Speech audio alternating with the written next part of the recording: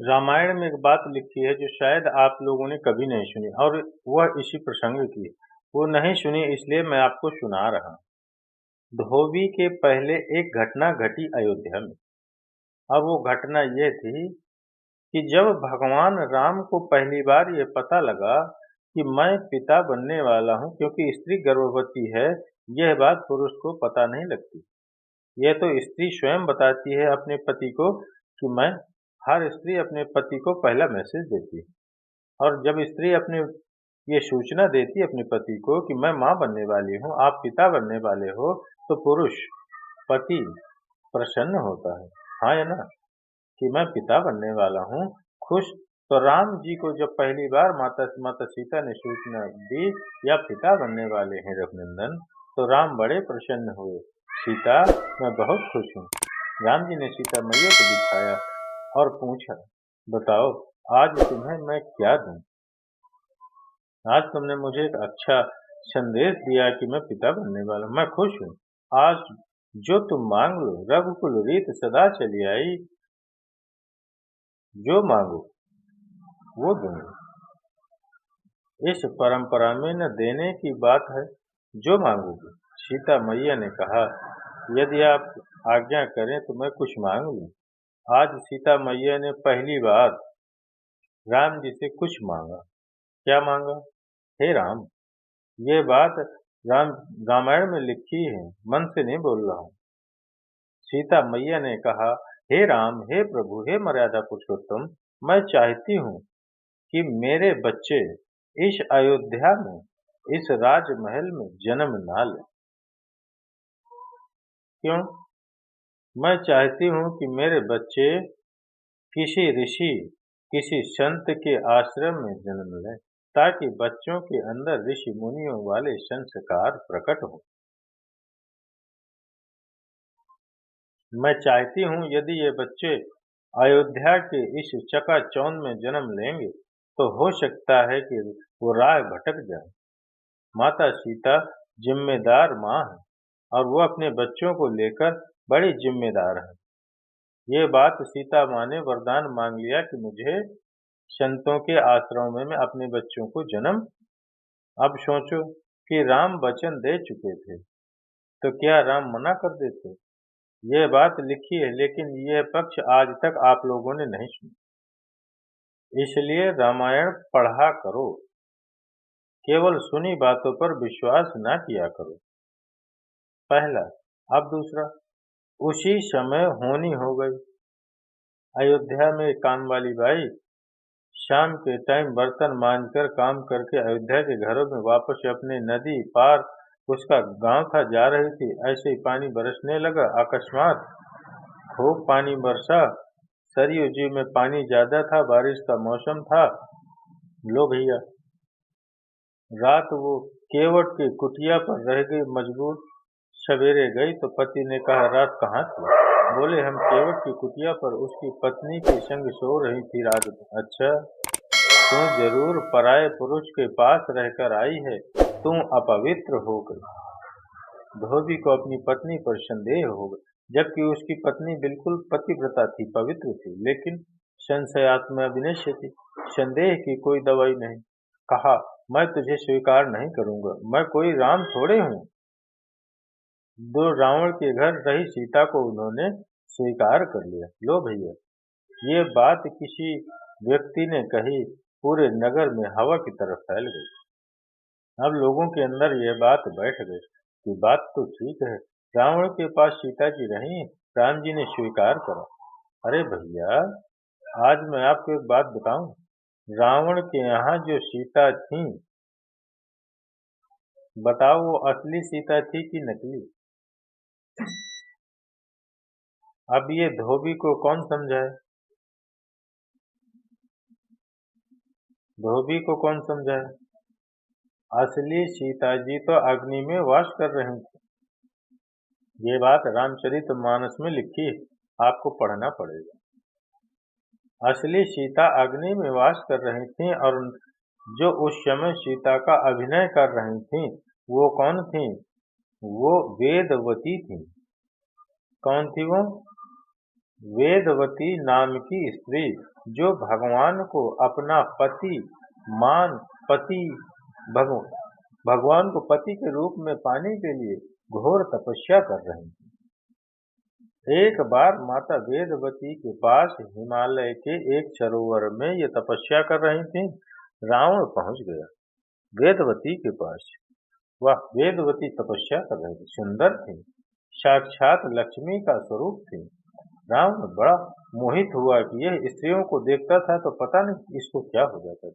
ये वेदवती के बाल पकड़ने लग गया और बाल पकड़ के उसको उठा करके ले जाने लगा। तब वेदवती ने श्राप दे दिया, अरे मूर्ख रावण, मैं तपस्या कर रही हूँ और तूने मेरी तपस्या में बाधा बनकर भंग किया। जा, आज के बाद तू कभी किसी स्त्री को उसकी मर्जी के बिना यदि स्पर्श करेगा तो तेरा सर्वनाश हो जाएगा और तेरे सर्वनाश होने का कारण मैं बनूंगी।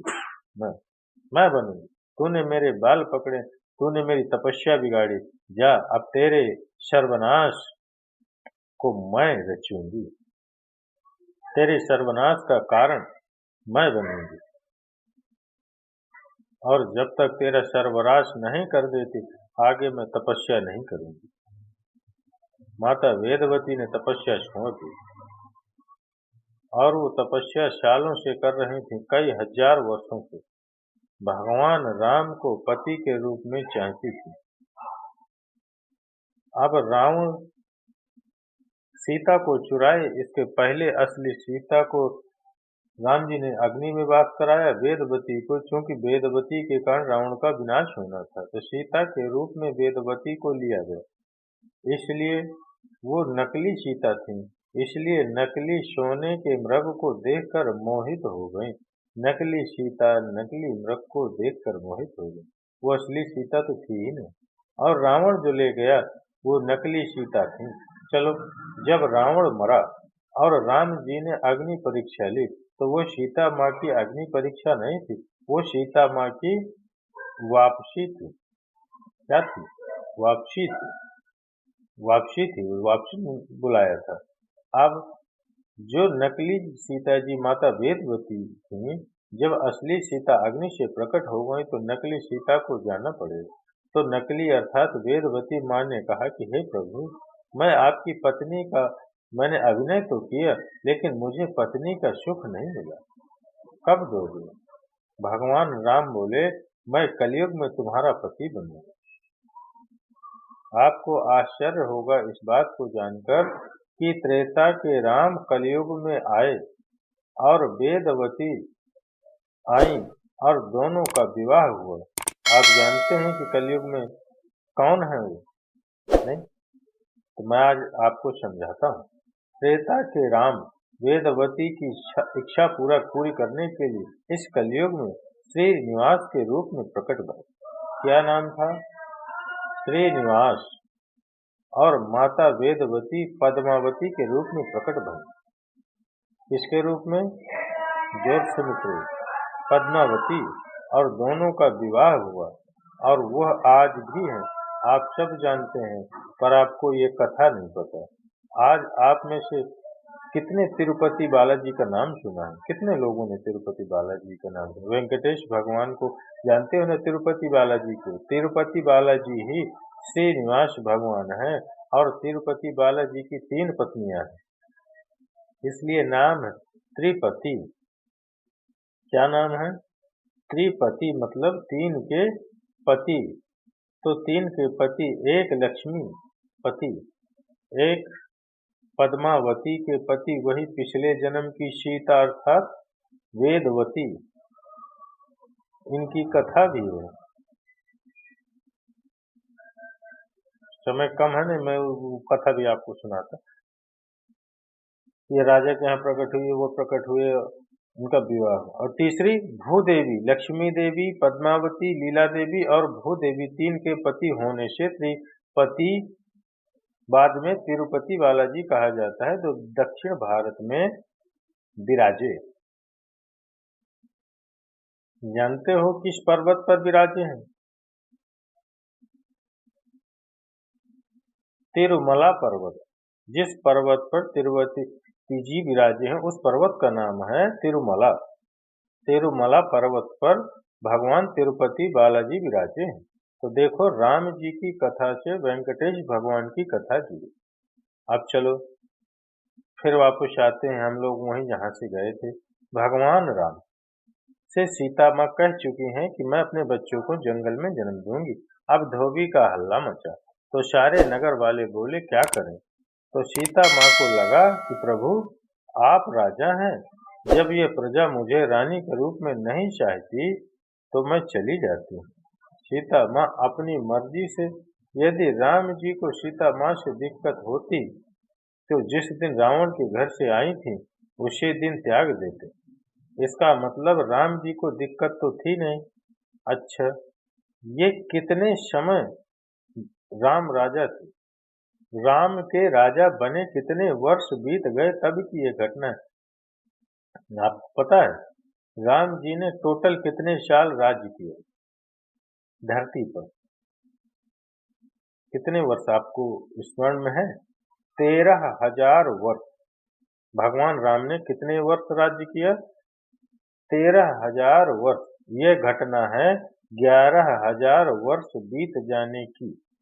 जब राम जी को राजा बने और सीता जी को रानी बने, 11,000 साल बीत गए। तब सीता माँ को प्रजा के कहने से वाल्मीकि जी के आश्रम में भेजा गया, इसलिए कि उनकी इच्छा थी। और वाल्मीकि जी के आश्रम में भेजा गया क्योंकि पहले भी ये वहाँ रह चुके हैं वनवास के दौरान। अब एक और कथा जुड़ी है इससे, वो भी मैं आपको सुनाऊंगा ताकि आप इतिहास को, इस रहस्य को पूरा जानें। सुनिए, बात ऐसी है कि जब रावण मरा तो दशरथ जी आए थे राम से मिलने। ये कितने लोग जानते हैं? आप सभी जानते हैं? भैया, आप कितने लोग जानते हैं? आप सभी लोगों को शायद मालूम होगा या नहीं होगा कि दशरथ जी आए थे राम जी से मिलने। या आप लोगों को, बहुत लोगों में से सभी को ज्ञात नहीं होगा शायद। पर सुनो भाई मित्रों, आप में से कितनों को यह पता है, लंका कांड में लिखा है कि रामचरितमानस में, कि जब राम जी ने रावण को मारा तो दशरथ जी राम जी से मिलने आए और दशरथ जी ने कहा, राम तुम्हारी जय हो, राम तुम्हारी जय हो। मुझे गर्व है राम कि तुम पर एक पिता का आशीर्वाद है, पुत्र के लिए आशीर्वाद। राम बोले, प्रभु पिताजी, यदि आप कहें तो मैं विधि के विधान को बदल सकता हूँ। आप जैसे राजा थे, मैं आपको फिर वापस, मरे हुए तो हो गए पर कोई बात नहीं, मैं आपको फिर वापस जस का तस जीवित कर सकता हूँ। भगवान, चलो आप वापस अयोध्या के राजा आप बनो, और आप मेरा राज्य तिलक करना चाहते थे, चलो मैं विधि के विधान को बदलता हूँ, आप मेरा राज्य तिलक देखना, जैसे आपकी इच्छा।